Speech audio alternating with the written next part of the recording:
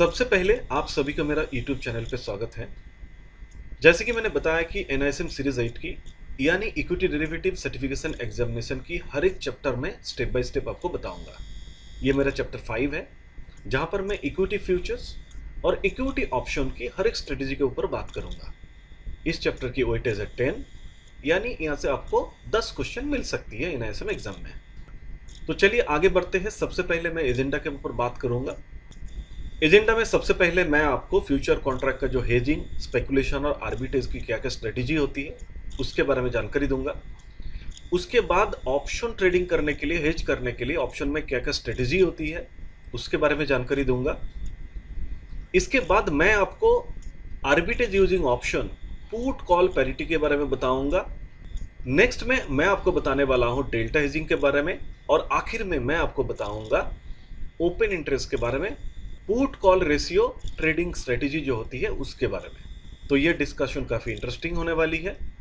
आशा करता हूँ आपको अच्छा लगेगा। तो चलिए आगे बढ़ते हैं। सबसे पहले मैं बताने वाला हूँ कि फ्यूचर कॉन्ट्रैक्ट में क्या क्या स्ट्रेटेजी अप्लाई होती है। देखिए सिंपल सी बात है, अगर कोई फ्यूचर कॉन्ट्रैक्ट में काम करना चाहते हैं, स्ट्रेटेजी अप्लाई करना चाहते हैं, उसके लिए आपके सामने 3 स्ट्रेटेजी अवेलेबल है। हेजिंग कर सकते हैं, स्पेकुलेट्स कर सकते हैं और आर्बिट्रेज मार्केट में काम कर सकते हैं। तो चलिए हर एक स्ट्रेटेजी को एक एक करके डिस्कस करते हैं। सबसे पहले हेजिंग स्ट्रेटेजी के ऊपर बात करेंगे। इसमें भी 3 टाइप की स्ट्रेटेजी होती है। सबसे पहली strategy long hedge using stock futures, दूसरी strategy short hedge using stock futures और आखिरी strategy hedging a portfolio using index future. तो चलिए एक एक करके डिस्कस करते हैं। सबसे पहले बात करेंगे long hedge using stock futures. देखिए नाम से ही पता चलता है ये एक ऐसी स्ट्रेटेजी है जहां पर स्टॉक फ्यूचर्स के ऊपर लॉन्ग हेज करके पोजीशन ली जाती है। अगर आपको फील होता है कि फ्यूचर परचेज प्राइस बढ़ने वाली है तो अभी से प्राइस को आप लॉक करके रख सकते हैं। मान लीजिए आप एक इन्वेस्टर हो, किसी भी एक कंपनी का शेयर प्राइस खरीदना चाहते हैं और उसका अभी करंट प्राइस चल रहा है 100 रुपया। आपको अगर ऐसा फील होता है कि फ्यूचर में प्राइस बढ़ने वाली है तो उसको आप खरीद सकते हैं, लेकिन आपके पास अभी पैसा नहीं है। आपको पैसा मिलेगा 15 दिन के बाद। लेकिन आप अगर 15 दिन के बाद शेयर खरीदने जाएंगे तो तब आपका शेयर का प्राइस बढ़ भी सकती है।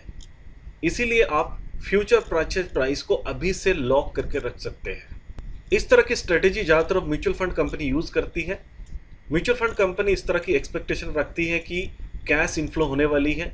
अगर मार्केट रैली हुई तो ऐसे केसेस में हेज करने के लिए निफ्टी फ्यूचर कॉन्ट्रैक्ट्स का लॉन्ग पोजीशन लेकर हेज कर रखती है। अब दूसरी हेजिंग स्ट्रेटेजी है short hedge using stock futures. यहाँ पर भी नाम से ही पता चलता है कि यह स्ट्रेटेजी ऐसी स्ट्रेटेजी है जहां पर स्टॉक फ्यूचर्स के ऊपर शॉर्ट हेज की जाती है। अगर आपको ऐसा फील होता है कि फ्यूचर में सेलिंग प्राइस गिरने वाली है तो अभी से आप फ्यूचर सेलिंग प्राइस को लॉक करके रख सकते हैं। मान लीजिए आप फार्मर हो, धान की खेती करते हैं। मान लीजिए 1 क्विंटल धान की प्राइस है अभी 1000 रुपया। अब धान रेडी होने में 3-4 महीने लगेगी। क्या पता है 3-4 महीने के बाद धान की प्राइस कम हो जाए। तो इसीलिए अभी से फ्यूचर सेलिंग प्राइस को लॉक करके रखा जा सकता है। तो इस तरह की स्ट्रेटेजी को short hedge using stock futures कहते हैं।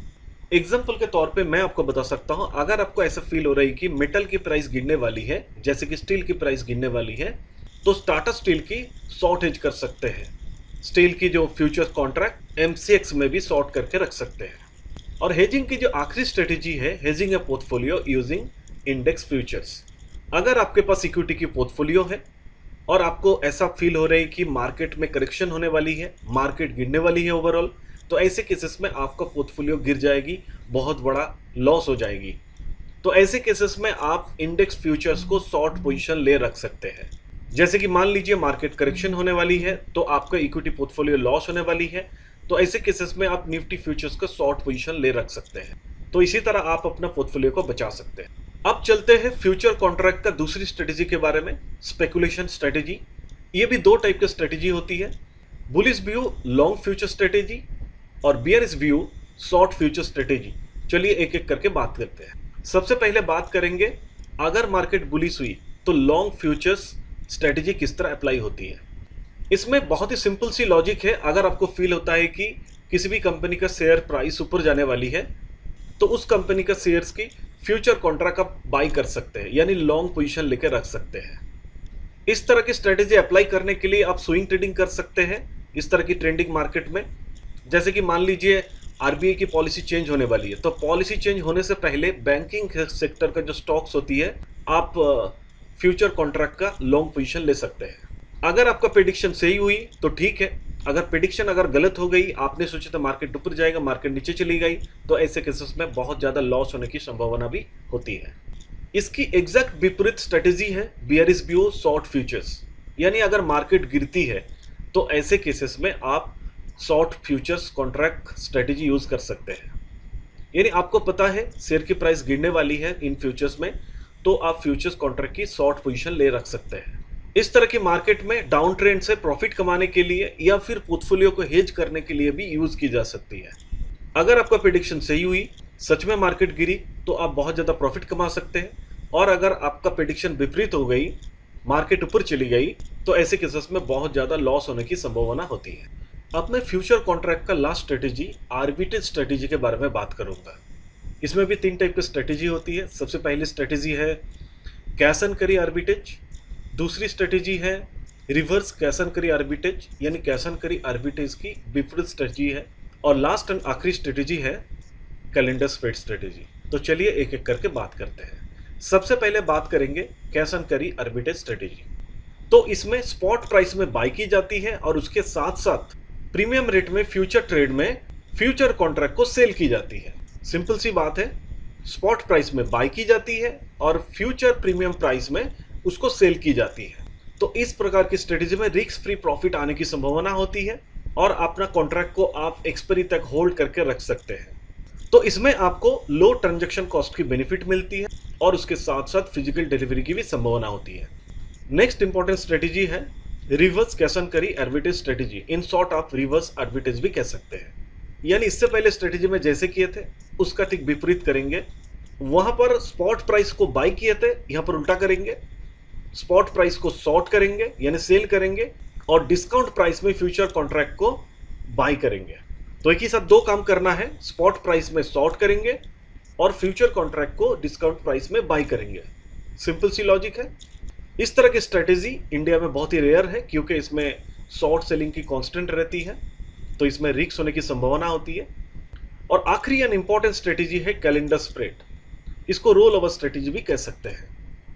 इसमें 2 कॉन्ट्रैक्ट ली जाती है एक साथ में, यानी सेम फ्यूचर कॉन्ट्रैक्ट का एक बाई करते हैं और एक सेल करते हैं, लेकिन उसका एक्सपायरी अलग अलग होती है। एज पर एग्जाम्पल मैं आपको समझाता हूं।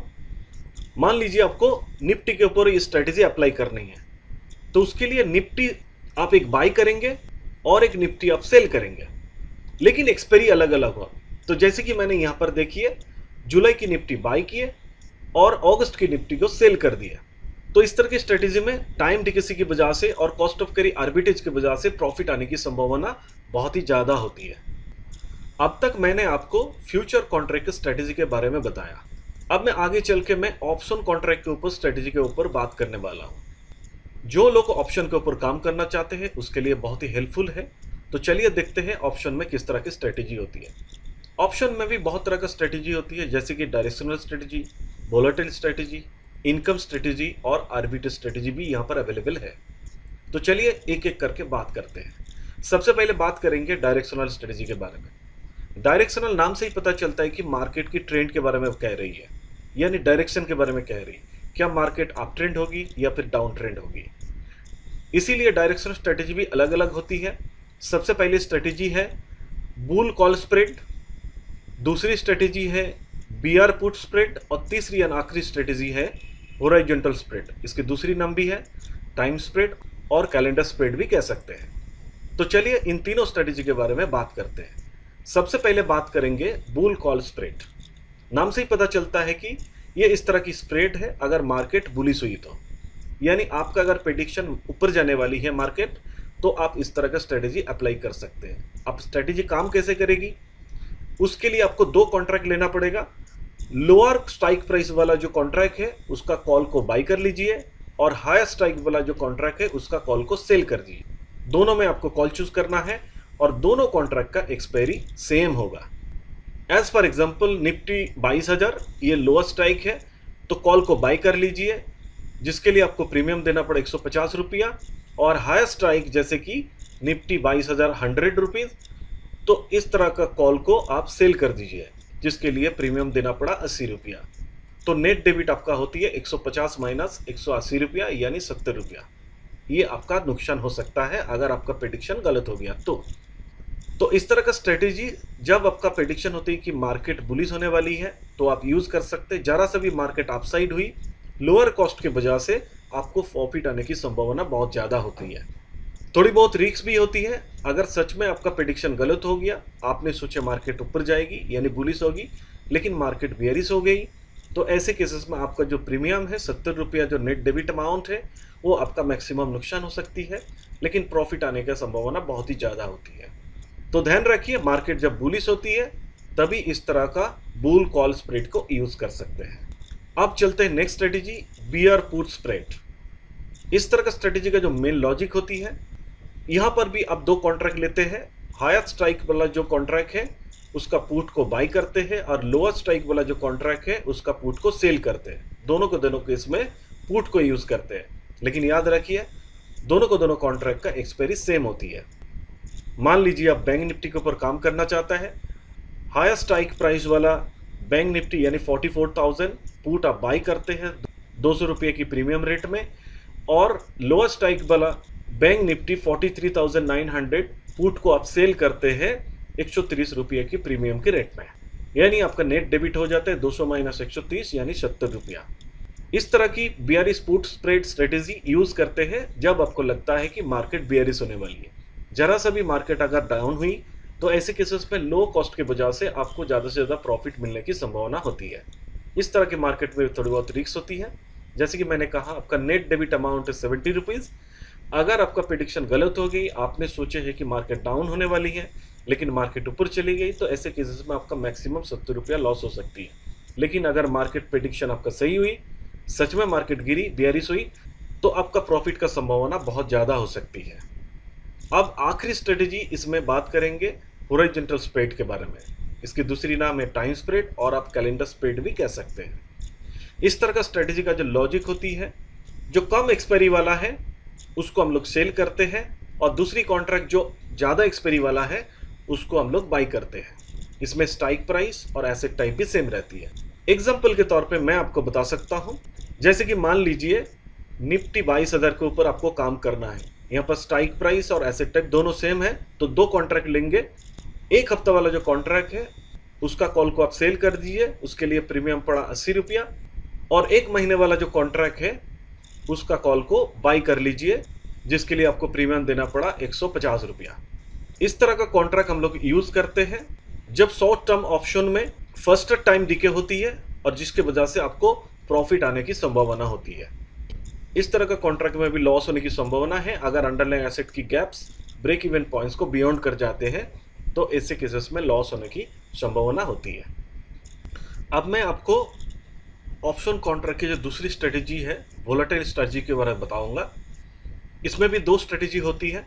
पहली स्ट्रेटेजी है स्ट्रैडल और दूसरी स्ट्रेटेजी है स्ट्रैंगल। अब दोनों के बारे में बात करते हैं। सबसे पहले बात करेंगे स्ट्रैडल। इसको इवेंट ड्राइवन स्ट्रेटेजी भी कहा जाता है। इवेंट ड्राइवन जैसे कि मान लीजिए देश में जब इलेक्शन होती है, या फिर कोई भी कंपनी का जो क्वार्टरली या फिर हाफली एनुअली जो रिजल्ट घोषित होती है, प्रॉफिट कितना हुआ, तो इस तरह का जो इवेंट होती है उस समय आप इस तरह का स्ट्रेटेजी अप्लाई कर सकते हैं। इसका लॉजिक इसी तरह काम करते हैं कि दो कॉन्ट्रैक्ट लेते हैं सेम स्ट्राइक और सेम एक्सपायरी के। एक कॉन्ट्रैक्ट में कॉल को बाई करते हैं और दूसरी कॉन्ट्रैक्ट में पुट को बाई करते हैं। जैसे कि एज पर एग्जांपल मान लीजिए निफ्टी 22,500 का ये आपका स्ट्राइक प्राइस है, और दोनों को दोनों एक्सपायरी मान लीजिए एक महीने का है। तो इस तरह का दो कॉन्ट्रैक्ट लेंगे आप। निफ्टी 22,500 का कॉल को बाई कर लीजिए, जिसके लिए आपको प्रीमियम देना पड़ा 200 रुपया, और निफ्टी 22,500 का पुट को बाई कर लीजिए, जिसके लिए आपको प्रीमियम देना पड़ा 180 रुपया। और जैसे कि मैंने कहा कि दोनों कॉन्ट्रैक्ट का एक्सपायरी सेम है, जैसे कि एग्जांपल के तौर पे एक महीना ले लेते हैं। तो इस तरह का स्ट्रेटेजी में फायदा आने की बहुत संभावना है जब लार्ज प्राइस स्विंग करती है, मार्केट ऊपर जाती है या फिर नीचे आती है। इस तरह की मार्केट वॉलेटिलिटी की वजह से आप प्रॉफिट ज़्यादा से ज़्यादा कमा सकते हैं। एग्जाम्पल के रूप में जैसे कि मैंने बताया इलेक्शन, कंपनी के अर्निंग्स, इस तरह की जब इवेंट होती है तो आप ये स्ट्रेटेजी अप्लाई कर सकते हैं। इसमें आपका नेट डेबिट जो होती है, कॉल को बाई करने के लिए 200 रुपया और पुट को बाई करने के लिए 180 रुपया, यानी टोटल होती है 380 रुपया। अगर आपका लॉस हुई तो मैक्सिमम 380 रुपया लॉस होने की संभावना है। तो ये लॉस आपको तभी हो सकती है जब स्टॉक की प्राइस या फिर इंडेक्स पूरा के पूरा मार्केट में स्टेगनेंट रहती है, तो तभी आपका लॉस होती है, नहीं तो प्रॉफिट आने की संभावना बहुत ही ज्यादा होती है। अब चलते हैं नेक्स्ट स्ट्रेटेजी के बारे में बात करेंगे, स्ट्रैंगल। ये जो स्ट्रैंगल स्ट्रेटेजी है, ये बहुत ही इसमें कम पैसा लगती है, आपका जो इन्वेस्टमेंट होती है वो बहुत ही कम होती है स्ट्रैडल की तुलना में। इस तरह के स्ट्रेटेजी का जो मेन लॉजिक है, इसमें भी सेम एक्सपायरी और डिफरेंट स्ट्राइक प्राइस में दो कॉन्ट्रैक्ट को ली जाती है। एक कॉन्ट्रैक्ट को ओटीएम में कॉल को बाई करते हैं और दूसरी कॉन्ट्रैक्ट में ओटीएम में पुट को बाई करते हैं। एग्जाम्पल के हिसाब से मान लीजिए निफ्टी 22,600, उसमें कॉल को बाई किए हैं, उसके लिए प्रीमियम देना पड़ा 100 रुपया, और निफ्टी 22,400 उसका पुट को बाई किए हैं जिसके लिए प्रीमियम देना पड़ा 120 रुपया। तो टोटल डेबिट अमाउंट होती है 100 रुपया प्लस 120 रुपया, तो टोटल 220 रुपया। ये आपका टोटल इन्वेस्टमेंट है। इस तरह का स्ट्रेटेजी अप्लाई करते हैं जब मार्केट में बहुत ज़्यादा वोलेटाइल होती है, बहुत ज़्यादा ऊपर नीचे करती है। स्ट्रैडल की तुलना में जैसे कि मैंने कहा, इसका कॉस्टिंग बहुत ही कम होती है, प्रीमियम। इस तरह की स्ट्रेटेजी में भी नुकसान होने की संभावना है।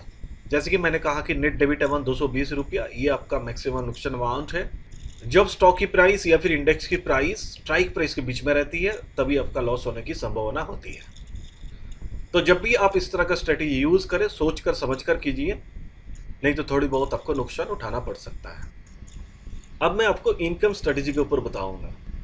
अगर ऑप्शन मार्केट में प्रीमियम के थ्रू इनकम करना है तो उसके लिए बहुत सारे स्ट्रेटेजी है, जैसे कि कॉवर्ड कॉल, आयरन कॉन्डर, इसके बाद बटरफ्लाई स्प्रेड, और आखिरी इंपॉर्टेंट स्ट्रेटेजी है प्रोटेक्टिव पुट। तो चलिए एक एक करके बात करते हैं, एक एक करके डिस्कस करते हैं। तो सबसे पहले कॉवर्ड कॉल के बारे में बात करूंगा। अगर आपके पास किसी स्टॉक का होल्डिंग है तो उसके ऊपर यह स्ट्रेटेजी अप्लाई कर सकते हैं। तो अप्लाई करने के लिए इसका फंडा इस तरह काम करती है। मान लेते हैं कि आपके पास किसी भी कंपनी का स्टॉक की होल्डिंग पड़ा हुआ है, तो उसके ऊपर एक ओटीएम में कॉल ऑप्शन का कॉन्ट्रैक्ट आप सेल कर सकते हैं। जैसे कि एज फॉर एग्जांपल आप रिलायंस के ऊपर काम करना चाहते हैं, रिलायंस की ऑलरेडी होल्डिंग आपके पास है, तो एक कॉन्ट्रैक्ट रिलायंस का मान लीजिए 3000 की स्ट्राइक प्राइस में कॉल ऑप्शन को आप सेल करके रखे हैं, जिसके लिए आपको प्रीमियम मिला 40 रुपीज।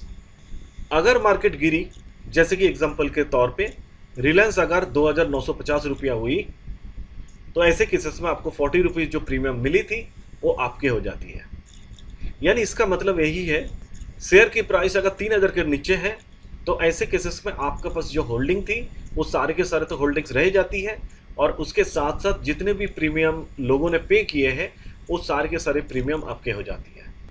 इस तरह का स्ट्रेटेजी हम लोग अप्लाई करते हैं जब हमें प्रीमियम के थ्रू इनकम जनरेट करनी होती है।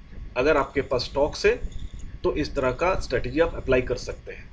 इसके लिए जो आइडियल मार्केट है, मार्केट साइडवे होना चाहिए या फिर बुलिश मार्केट होनी चाहिए। इसमें भी थोड़ी बहुत रिस्क होती है, इसमें कैप्ड अपसाइड की रिस्क होती है। तो जब भी आप ये स्ट्रेटेजी अप्लाई करें तो सोच समझकर ये स्ट्रेटेजी को अप्लाई कीजिए। अब मैं बात करूंगा जो दूसरी इंपॉर्टेंट स्ट्रेटेजी है, आयरन कॉन्डोर। इसकी दूसरी नाम है इंडेक्स फोकस स्ट्रेटेजी। इसका लॉजिक इस तरह काम करते हैं कि एक साथ में आप 4 तरह का कॉन्ट्रैक्ट के ऊपर आप ट्रेड करते हैं, जिसके सारे के सारे एक्सपायरी सेम है। इसमें आप ओटीएम में पुट एक सेल करते हैं, उसके साथ साथ ओटीएम में कॉल को सेल करते हैं, और उसके साथ साथ ओटीएम में पुट को बाई करते हैं और ओटीएम में कॉल को भी बाई कर सकते हैं। तो ये चारों के चारों कॉन्ट्रैक्ट एक साथ में की जाती है। एग्जाम्पल के तौर पे जैसे कि मैंने निफ्टी के ऊपर बात किया, मान लीजिए सबका एक्सपायरी सेम है, तो निफ्टी का 21,800 वाला जो है स्ट्राइक प्राइस, उसका पुट को सेल कर दीजिए, जिसके लिए प्रीमियम मिला 60 रुपया। 22,200 वाला स्ट्राइक प्राइस कॉल को सेल कर दीजिए, जिससे प्रीमियम मिला 50 रुपया, यानी आपको टोटल प्रीमियम मिला 60 प्लस 50 यानी 110 रुपया। उसके साथ साथ निफ्टी के 21,700 वाला जो पुट कॉन्ट्रैक्ट है, उसको आप बाई कर लीजिए, जिसके लिए आपको प्रीमियम देना पड़ा 30 रुपया। और निफ्टी के 22,300 वाला जो कॉन्ट्रैक्ट है उसका कॉल ऑप्शन को आप बाई कर लीजिए, जिसके लिए प्रीमियम देना पड़ा 25 रुपया। यानी टोटल प्रीमियम आपको देना पड़ा 30 + 25 यानी 55 रुपया।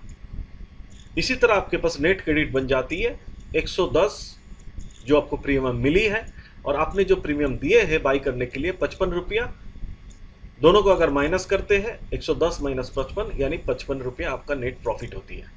इस तरह का स्ट्रेटेजी अप्लाई करते हैं ज़्यादा से ज़्यादा प्रीमियम अर्न करने के लिए। इसके लिए जो आइडियल मार्केट होती है वो साइडवे मार्केट होती है।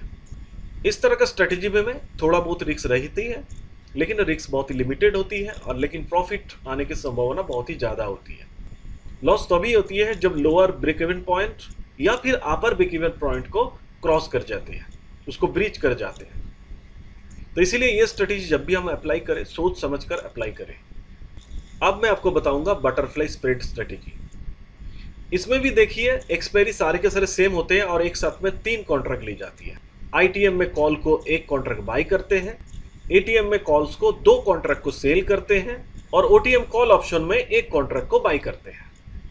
तो इसी प्रकार से 3 अलग अलग कॉन्ट्रैक्ट ली जाती है।